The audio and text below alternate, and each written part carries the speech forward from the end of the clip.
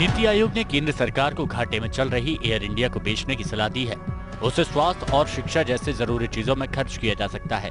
केंद्र सरकार ने खस्ताहाल हो रही सरकारी कंपनी एयर इंडिया को सुचारू रूप से चलाने के लिए नीति आयोग को एक रोड मैप तैयार करने को कहा था, जिसके बाद नीति आयोग ने बताया है कि सरकार घाटा देने वाली एयर इंडिया के रणनीतिक विनिवेश की तरफ आगे बढ़े। नीति आयोग ने एयर इंडिया को बेचने को लेकर ग्राउंड वर्क तैयार कर लिया है।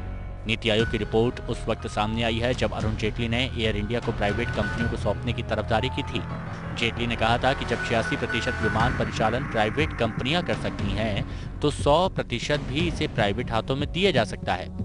हाल ही में पेश किए गए नीति आयोग की चौथी रिपोर्ट में एयर इंडिया के विनिवेश को रोड मैप तैयार किया गया है, जिसमें एयर इंडिया के 30,000 करोड़ रुपए के लोन से बाहर निकलने की बात कही गई है। नीति आयोग की इस रिपोर्ट में विनिवेश के जरिए एयरक्राफ्ट से संबंधित लोन, वर्किंग कैपिटल लोन को नए मालिक को ट्रांसफर करने का प्रस्ताव है। एयर इंडिया के पास लगभग 60,000 करोड़ का कर्ज है, जिसमें करीब 21,000 करोड़ रुपए एयरक्राफ्ट से जुड़ा लोन है और करीब 8,000 करोड़ वर्किंग कैपिटल के रूप में शामिल है। पिछले 5 सालों में सरकार ने इस एयरलाइंस को 25,000 करोड़ रुपए दिए हैं और 2032 तक इतना ही रकम और दिए जाने की बात कही है। इन सब के बावजूद भी एयर इंडिया को हर साल 3,000 करोड़ रुपए का घाटा हो रहा है। Bureau report, APN।